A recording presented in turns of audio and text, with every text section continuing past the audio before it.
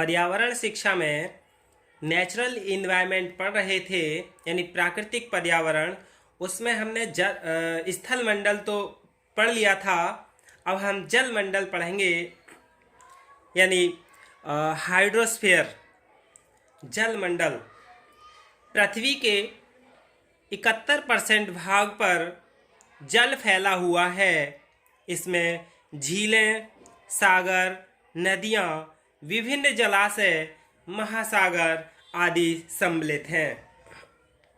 इन सभी जलराशियों को सामूहिक रूप से जलमंडल कहते हैं, यानी हाइड्रोस्फीयर कहते हैं। जल की उपलब्धता के कारण हमारी पृथ्वी एक अनूठा ग्रह है। तो जलमंडल के स्रोतों के बारे में जान लें कि जलमंडल के स्रोत क्या हैं, यानी सोर्सेस ऑफ द हाइड्रोस्फीयर। इसके स्रोत महासागर, सागर, नदी, झील, तालाब और यही हैं, यानी अन्य जलाशय हैं, यानी ये सभी जलमंडल के स्रोत हैं। तो महासागर, सबसे पहला हम महासागर यानी ओशियन के बारे में पढ़ लें। विश्व में 5 प्रमुख महासागर हैं। सबसे पहला है प्रशांत महासागर यानी पैसिफिक ओशियन। दूसरा है अटलांटिक महासागर, यानी तीसरा है हिंद महासागर यानी इंडियन ओशियन। चौथा है आर्कटिक महासागर और पांचवा है अंटार्कटिक महासागर, जिसे दक्षिणी महासागर भी कहते हैं। ये क्षेत्रफल की दृष्टि में नीचे से ऊपर की ओर बढ़ता हुआ क्रम है, यानी सबसे बड़ा महासागर प्रशांत महासागर है, फिर अटलांटिक महासागर इससे छोटे हैं, और गहराई की दृष्टि में भी ये इसी क्रम में है, यानी नीचे से ऊपर की ओर सबसे अधिक गहराई की ओर है। जैसे प्रशांत महासागर सबसे ज़्यादा गहरा है और सबसे ज़्यादा बड़ा महासागर है। तो सबसे पहले हम प्रशांत महासागर के बारे में जान लें कि प्रशांत महासागर की क्या विशेषताएं हैं। महासागर जो है वो जल के विशाल भंडार हैं, लेकिन ये जो महासागर का जल है वो पीने योग्य नहीं होता है। भूपृष्ठीय एवं भूमिगत जल की अपेक्षा महासागरीय जल में लवणता की मात्रा अधिक होती है। महासागरीय जल खारा होता है, इसलिए यह जल पीने योग्य नहीं होता। जल की लवणता से मतलब क्या है कि सागरीय जल में औसत लवणता 1000 ग्राम जल में 35 ग्राम लवण के रूप में होती है। तो महासागरों के खारे जल में जलीय जीवों की उत्पत्ति के लिए आदर्श भौगोलिक दशाएं मिलती हैं। विश्वास किया जाता है कि भूमंडल पर जीवों की उत्पत्ति सर्वप्रथम सागरों में ही हुई थी और बाद में स्थल मंडल पर इनका विस्तार हुआ। महासागरीय जल में विभिन्न प्रकार के जीव जंतु, वनस्पति तथा सूक्ष्म जीवों से लेकर व्हेल जैसे विशालकाय जीव तक पाए जाते हैं, जिनसे मानव को भोजन की प्राप्ति होती है। इसके बाद हम सबसे पहला प्रशांत महासागर के बारे में जान लें। महासागर की विशेषताएं तो जान ली, यानी इसका जल खारा होता है, पीने योग्य नहीं होता है। प्रशांत महासागर विश्व का सबसे बड़ा यानी 16,880 किलोमीटर चौड़ा और अधिकतम गहराई वाला है, यानी 11,516 मीटर गहरा है। प्रशांत महासागर के चारों ओर फैला ज्वालामुखी व भूकंपीय क्षेत्र रिंग ऑफ फायर कहलाता है। यानी रिंग ऑफ फायर किस महासागर में है? प्रशांत महासागर में है। ये कंपटीशन में सबसे ज़्यादा पूछे जाते हैं। इसी क्षेत्र में विश्व के 75% से अधिक सक्रिय ज्वालामुखी पाए जाते हैं।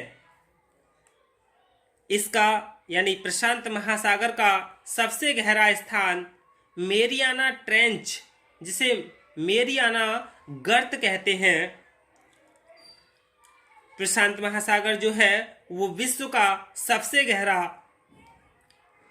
यानी प्रशांत महासागर में विश्व का सबसे गहरा महासागरीय स्थान मेरियाना खाई है। इसे ही चैलेंजर गर्त के नाम से जाना जाता है।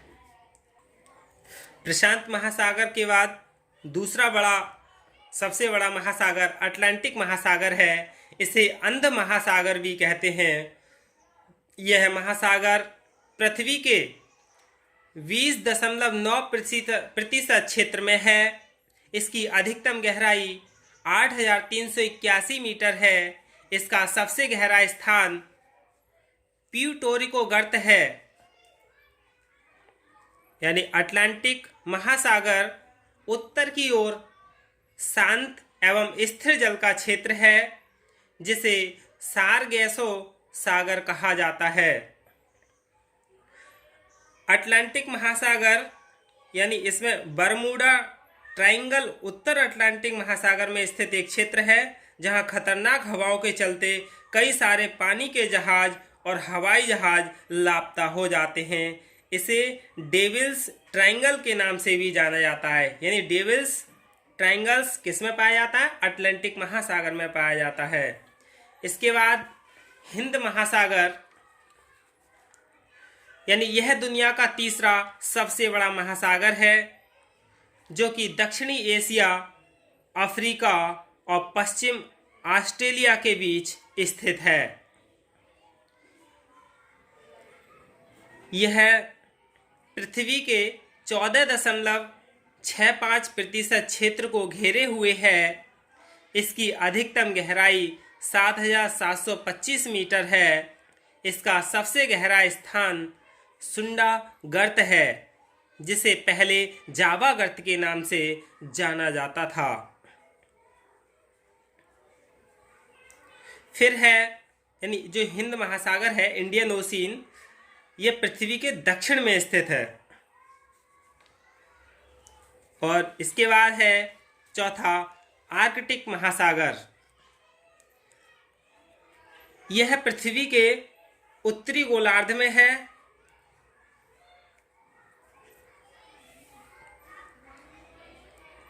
1,32,80,000 वर्ग किलोमीटर क्षेत्र में फैला है। आर्कटिक महासागर छिपता हुआ महासागर कहते हैं इसे, क्योंकि ये साल में अधिकांश समय बर्फ से ढका रहता है। और जो आर्कटिक महासागर है वो व्यावहारिक रूप से किसी काम में नहीं आता है।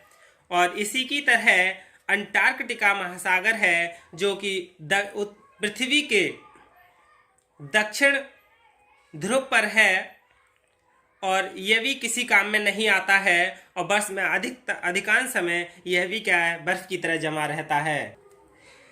अब दूसरा जलमंडल का स्रोत जान लेते हैं, यानी समुद्र, इसे सागर कहते हैं, सी। पृथ्वी पर पानी के अन्य बड़े भंडारों को समुद्र का नाम दिया गया है, जो वस्तुतः चारों ओर से द्वीप एवं महाद्वीपों से घिरा है। 16 बड़े समुद्रों में जैसे कैरेबियन सागर ये क्या है? ये अटलांटिक महासागर के मध्य पश्चिम भाग से जुड़ा है। इसकी गहराई 7,686 मीटर है और ये विश्व का सबसे गहरा सागर है। यानी विश्व का सबसे गहरा सागर कौन सा है? कैरेबियन सागर है। इसके बाद दूसरा है भूमध्य सागर, यानी मेडिटेरियन सी। ये अफ्रीका, यूरोप और मध्य पूर्व एशिया से घिरा हुआ है। इसकी गहराई लगभग 4,632 मीटर है। यह 21 देशों की तट रेखा यानी भूमध्य सागर से लगी है। अफ्रीका के 5 देशों की सीमा भूमध्य सागर से लगी हुई है। इसके बाद है काला सागर यानी ब्लैक सी। यह यूरोप में स्थित एक सागर है, जिसकी अधिकतम गहराई 2212 मीटर है। इसमें 6 देशों की सीमा लगी है। 6 देश कौन कौन से हैं? टर्की, जॉर्जिया, रूस, यूक्रेन, रोमानिया और बुल्गारिया। यानी इन देशों की सीमा ब्लैक सागर से लगी हुई है। इसके बाद चौथा है मृत सागर, यानी यह जॉर्डन और इजराइल के बीच में स्थित एक सागर है जिसकी अधिकतम गहराई 300 मीटर के लगभग है। मृत सागर की लवणता 238% है, जो कि बान झील की लवणता से दूसरी सबसे बड़ी लवणता वाला सागर है। बान झील की सबसे अधिक लवणता होती है 330% है। और इसके बाद कैस्पियन सागर ये विश्व की सबसे बड़ी खारे पानी की झील है, जिससे 5 देशों की सीमाएं लगी हैं: कजाकिस्तान, रूस, अजरबैजान और तुर्कमेनिस्तान और ईरान। यानी इनकी सीमाएं कैस्पियन सागर से लगी हुई है।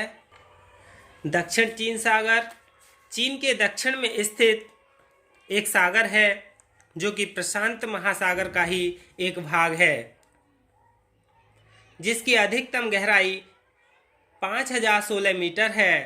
इसके बाद बेरिंग सागर, ये भी प्रशांत महासागर का एक सागर है, जो पूर्वी एशिया और उत्तर अमेरिका के अलास्क के बीच स्थित है, जिसकी अधिकतम गहराई 4773 मीटर है। अधिकतम गहराई का सही क्रम क्या है? कैरेबियन सागर यानी दक्षिणी चीन सागर, बेरिंग सागर, भूमध्य सागर और जापान सागर, यानी ये घटते हुए क्रम है। सबसे अधिक गहरा कैरेबियन सागर है और सबसे कम गहरा जापान सागर है। नदियां, झील और प्रशांत यानी तीसरा स्रोत है जलमंडल का, रिवर्स, लेक्स एंड फॉल्स। पृथ्वी पर यानी जहाँ फसल की पैदावार अच्छी होती है, मिट्टी उपजाऊ होती है और अन्य सुविधाएं होती हैं, वहाँ सुलभता से पानी, आवागमन की सुविधा, मछलियों के पालन की सुविधा, जो कि वहाँ की स्थानीय निकायों के द्वारा की जाती है। सरकार को भी इससे आमदनी होती है। नदी के किनारे अवस्थित होने की वजह से शहरों में औद्योगिक विकास तेजी से हुआ और इसीलिए नदी के मार्गों से कच्चे मालों की आपूर्ति भी तेजी से होती है। इनके सहारे अनेक शहर एवं आबादी, व्यवसाय, रोजगार एवं नौकरी की सुविधा प्राप्त होने के कारण बस जाते हैं। विश्व की सबसे बड़ी 5 झीलों के बारे में और जान लें, 5 नदियों के बारे में। सबसे बड़ी नदी है अमेजन नदी, जो कि दक्षिणी अमेरिका में स्थित है, 6750 किलोमीटर लंबी है। दूसरी सबसे लंबी नदी है नील नदी, जो कि अफ्रीका में है, 6670 किलोमीटर लंबी। और इसके बाद मिसिसिपी यानी मिसौरी अमेरिका में स्थित है, 5970 किलोमीटर लंबी है। फिर इसके बाद यांगटीसी कुआंग यानी जो चीन में स्थित है, 5470 किलोमीटर है। फिर 5वीं सबसे बड़ी नदी है ओबी, जो कि रूस में है, 5150 किलोमीटर है। और भारत की गंगा नदी 2655 किलोमीटर लंबी है, विश्व में 31वां स्थान रखती है। ये क्या है? हमारा जलमंडल है। इसके बाद अब हम वायुमंडल के बारे में पढ़ेंगे। धन्यवाद।